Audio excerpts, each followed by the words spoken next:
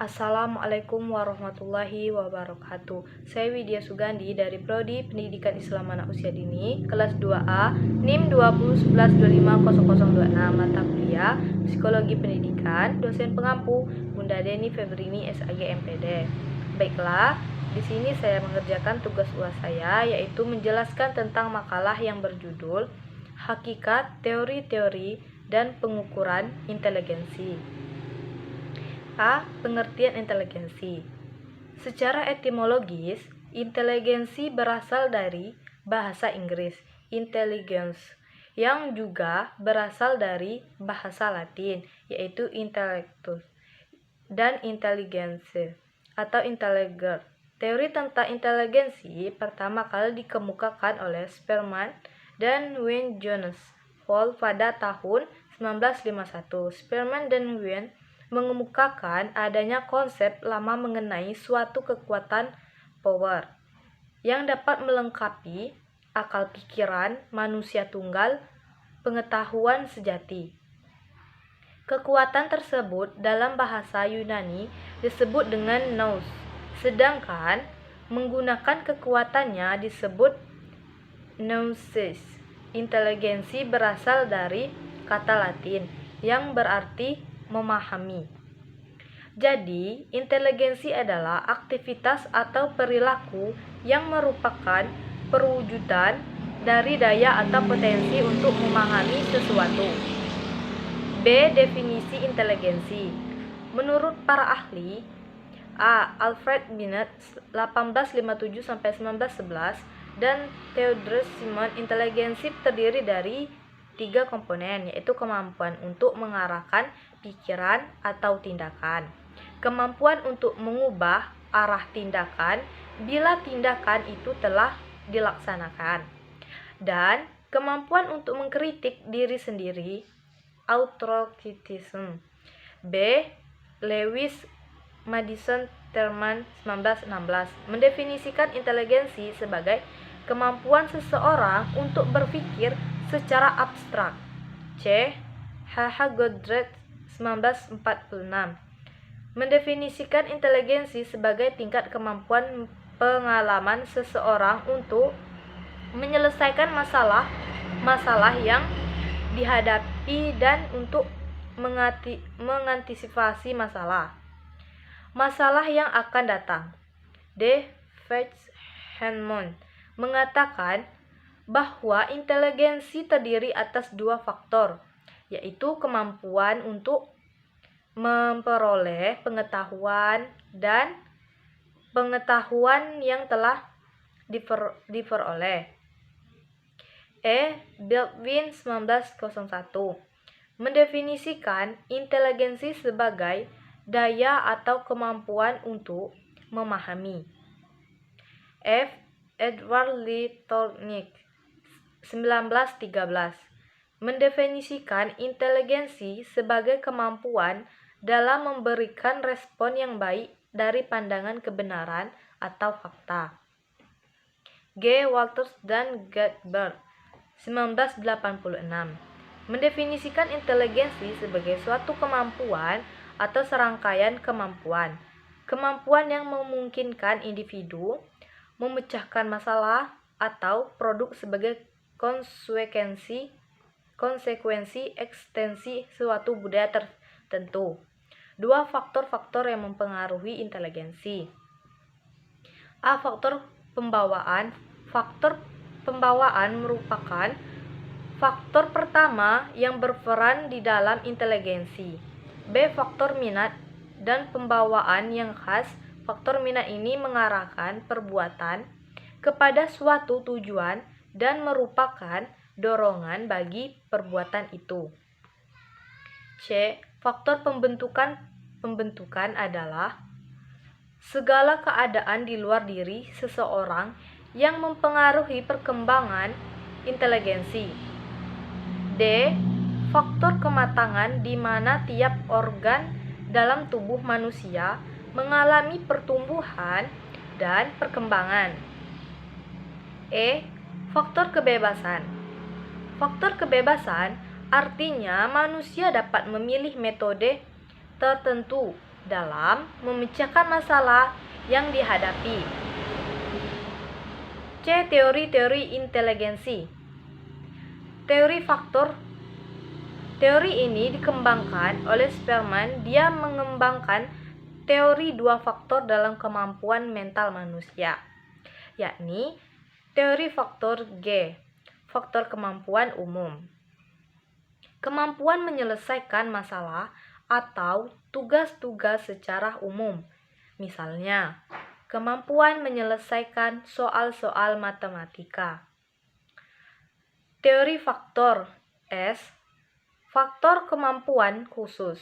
Kemampuan menyelesaikan masalah atau tugas secara khusus, misalnya mengerjakan soal-soal perkalian atau penambahan dalam matematika. Teori struktural intelektual. Teori ini dikembangkan oleh Guilford. Dia mengatakan bahwa tiap-tiap kemampuan memiliki jenis keunikan tersendiri dalam aktivitas mental atau pikiran. Operation, isi informasi, connect dan hasil informasi. Produk, operation, aktivitas pikiran atau mental. Cognition, yaitu aktivitas mencari, menemukan, mengetahui, dan memahami informasi. Misalnya, mengetahui makna kata adil atau krisis. Memori, yakni menyimpan informasi dalam pikiran dan mempertahankannya. Deferred production, yakni proses menghasilkan sejumlah alternatif informasi dari gudang ingatan untuk memenuhi kebutuhan, misalnya mengusulkan sejumlah judul sebuah cerita. Convergent production, yaitu penggalian informasi khusus secara penuh dari gudang ingatan. Misalkan, menemukan kata-kata yang cocok untuk jawaban TTS. Evaluation, yakni memutuskan yang paling baik dan yang cocok dengan tuntunan berpikir logis. Connect, isi informasi, produk, bentuk informasi yang dihasilkan. C. Teori kognitif. Teori ini dikembangkan oleh Strinder. Menurutnya, inteligensi dapat dianalisis ke dalam beberapa komponen yang dapat membantu seseorang untuk memecahkan masalahnya. Di antaranya, 1. Metakomponen adalah proses pengendalian yang terletak pada urutan lebih tinggi yang digunakan untuk melaksanakan rencana, memonitor dan mengevaluasi kinerja dalam suatu tugas. 2. Komponen kinerja adalah proses-proses pada urutan lebih rendah yang digunakan untuk melaksanakan berbagai strategi bagi kinerja dalam tugas. 3. Komponen perolehan pengetahuan adalah proses-proses yang terlibat dalam mempelajari informasi baru dan menyimpannya dalam ingatan. D. Teori inteligensi majemuk. Multiple intelligences. Teori ini dikembangkan oleh Howard Gardner. Dalam teorinya ia mengemukakan sedikitnya ada 7 jenis inteligensi yang dimiliki manusia secara alami. Di antaranya, A. Inteligensi bahasa, verbal or linguistic intelligence. B. Inteligensi matematika logika, mathematical logical. Inteligensi ruang, spatial intelligence. D. Inteligensi musical intelligence. E. Inteligensi gerak tubuh, bodily kinesthetic intelligence. F. Inteligensi interpersonal. G. Inteligensi interpersonal. D. Pengukuran inteligensi. Spearman mengemukakan bahwa inteligensi tidak hanya terdiri dari satu faktor yang umumnya saja, general faktor, tetapi juga terdiri dari faktor-faktor yang lebih spesifik. Teori ini disebut teori faktor.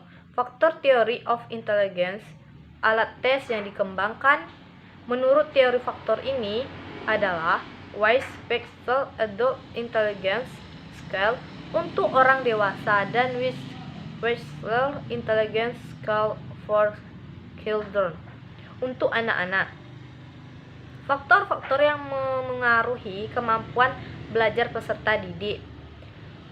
Menurut Slamet 2010 54, ada 2 faktor yang memengaruhi keberhasilan belajar, yaitu faktor intern dan faktor ekstern. Faktor intern terdiri dari faktor jasmani antara lain faktor kesehatan dan cacat tubuh. B. Faktor psikologi, yaitu inteligensi, perhatian, minat, bakat, motif, kematangan, dan kesetiaan. C. Faktor kelelahan. Faktor kelelahan sangat mempengaruhi hasil belajar. Agar siswa dapat belajar dengan baik, haruslah menghindari jangan sampai terjadi kelelahan dalam belajarnya. Sehingga perlu diusahakan kondisi yang bebas dari kelelahan. B. Faktor ekstern terdiri dari faktor keluarga seperti cara orang tua mendidik, relasi antara anggota, suasana rumah, keadaan ekonomi keluarga, pengertian orang tua, dan latar belakang kebudayaan. B. Faktor sekolah seperti metode mengajar, kurikulum, relasi guru dengan siswa, relasi siswa dengan siswa, disiplin sekolah, alat pelajaran, waktu sekolah, standar pelajaran di atas ukuran, keadaan gedung, metode belajar, dan tugas rumah. C. Faktor masyarakat seperti kegiatan siswa dalam masyarakat, teman bergaul, dan bentuk kehidupan masyarakat. Hakikat inteligensi. Istilah inteligensi sangat akrab dalam dunia pendidikan dan pembelajaran. Hal ini disebabkan karena pendidikan dihadapkan pada anak-anak dengan berbagai kemampuan inteligensi. Pendidik harus memahami keragaman inteligensi anak didik. Pemahaman tentang keragaman inteligensi tersebut sangat diperlukan untuk dapat memberikan layanan yang tepat agar dapat mencapai tujuan pendidikan. Dalam bidang pendidikan juga dimanfaatkan untuk mengetahui sejauh mana prestasi belajar yang dapat dicapai oleh individu. Individu dalam menjelaskan masalah apakah cepat atau lambat turut ditentukan oleh faktor inteligensi dari individu yang bersangkutan. Sekian dari saya apabila ada salah kata saya mohon maaf. Wabillahi taufiq wal hidayah. Wassalamualaikum warahmatullahi wabarakatuh.